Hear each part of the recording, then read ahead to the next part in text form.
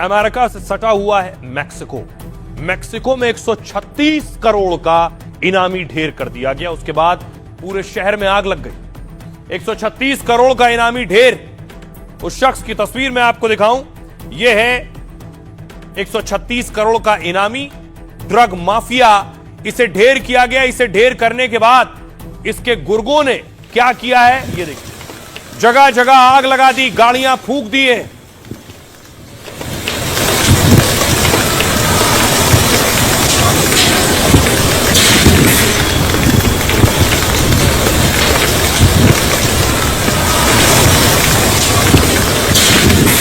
सुनने में बड़ा ताज्जुब होगा, मैक्सिको में यह आग सिर्फ इसलिए लगाई गई है कि एक ड्रग माफिया को पुलिस ने ढेर कर दिया है एनकाउंटर में। दूसरी तरफ देखिए जरा, उसके बाद ड्रग माफिया के जो समर्थक हैं वो गोलियां चला रहे हैं।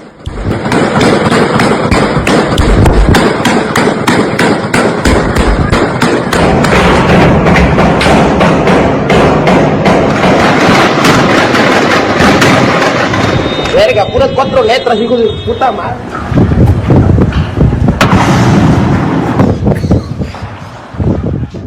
और इतना ही नहीं, उसके बाद पुलिस ने एक्शन शुरू किया। मैक्सिको की सड़कों पर पुलिस ही पुलिस नजर आ रही है।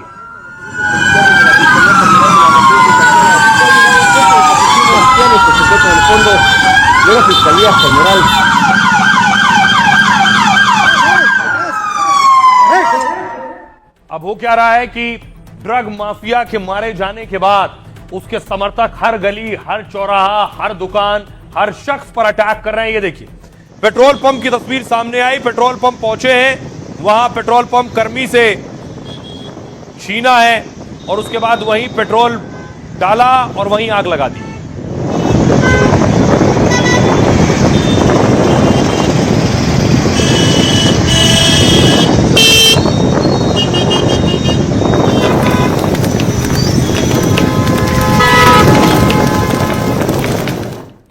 अब आइए आपको पूरी कहानी बताता हूं हुआ क्या। मैक्सिको में सेना ने रविवार को एक बड़ा ऑपरेशन चलाया और देश के सबसे बड़े ड्रग माफिया एल मेंचो को मार गिराया है। इसके बाद पूरे मैक्सिको में आगजनी और हिंसा हो रही है। कई शहरों में एयरपोर्ट, मॉल को आग के हवाले कर दिया गया है। मेंचो के समर्थकों ने बदला लेने के लिए हथियार उठा लिए, हाईवे को जाम कर दिया है, गाड़ियों में तोड़फोड़ की है। एल मेंचो तलपला शहर में सेना के ऑपरेशन में घायल हो गया था। उसे एयरलिफ्ट करके मैक्सिको सिटी लाया जा रहा था, लेकिन ड्रग माफिया एल मेंचो ने बीच रास्ते में ही दम तोड़ दिया। इस ऑपरेशन में मेंचो के अलावा कम से कम 9 और माफिया मारे गए और ड्रग माफिया पर मैक्सिको की सेना ने कार्रवाई ट्रंप के दबाव में की है। अब देखिए एल मेंचो है कौन। El Mencho Jalisco new generation cartel का लीडर था। ड्रग्स बनाने और बेचने के लिए कुख्यात रहा है। ये स्थानीय कारोबारियों से वसूली भी इसका धंधा था। इस कार्टेल की मौजूदगी अमेरिका के 50 राज्यों में है। अमेरिका ने एल मेंचो पर 136 करोड़ का इनाम रखा हुआ था। एल मेंचो ने बचपन में स्कूल छोड़ दिया और खेती शुरू कर दी। 1980 में अवैध रूप से अमेरिका पहुंचा, ड्रग गैंग से जुड़ गया। ये ड्रग तस्करी मामलों में कई बार गिरफ्तार हुआ, डिपोर्ट किया गया। मैक्सिको लौटने के बाद मिलेनियो कार्टेल के साथ जुड़ गया। ये 2009-2011 के बीच एल मेंचो ने अपना गैंग बना लिया। धीरे धीरे मेंचो का गैंग सबसे ताकतवर कार्टेल बन गया, जो फेंटेनिल, कोकीन, हेरोइन की तस्करी करता था।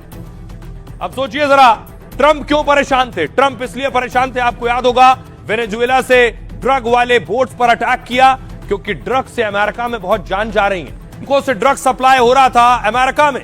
2021 में 1,06,699 जाने गई हैं ड्रग्स से अमेरिका में। 2022 में 1,10,000 लोगों की मौत हुई ड्रग्स से अमेरिका में। 2023 में 1,10,037 मौतें हुई हैं। 2024 में कम हुई 80,391 मौतें। 2025 में 76,516 मौतें हुई हैं। अब सोचिए जरा, अमेरिका क्यों परेशान था, ट्रंप क्यों परेशान था और आखिर ऐसा क्या कर रहा था शख्स एल मेंचो। मैक्सिको में एल मेंचो पर कार्रवाई ट्रंप के दबाव में हुई है।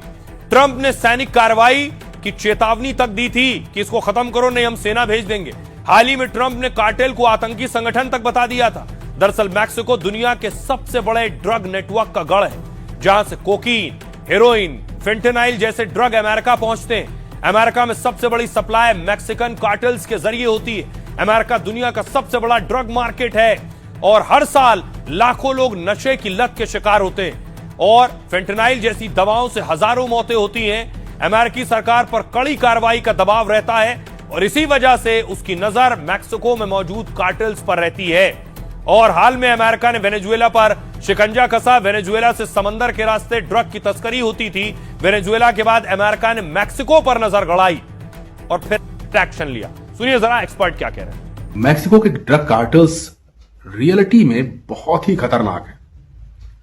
Sinaloa and Jalisco new generation cartel ये एक एग्जाम्पल है जो पूरे मैक्सिको में ऑपरेट करता है और ऐसा माना जाता है कि इनकी कुल संपत्ति 20 अरब यूएस डॉलर के आसपास है और इस संपत्ति का इस्तेमाल ये हथियार, अत्याधुनिक हथियार खरीदने में करते हैं। ये ड्रग कार्टेल्स के जो भी ऑपरेटर्स हैं उनकी पहुंच सरकार में बैठे हुए अधिकारियों तक है, नेताओं तक है और जो भी जिम्मेदार लोग हैं उन तक इनकी पहुंच बड़ी आसान है। ये रिश्वतखोरी और भ्रष्टाचार का जो जाल है उसने पूरे मैक्सिको के तंत्र को जकड़ रखा है और इसी वजह से वहां पर एक बड़ा सफाई अभियान नहीं हो पा रहा जिससे कि ड्रग कार्टेल्स का सफाया किया जा सके।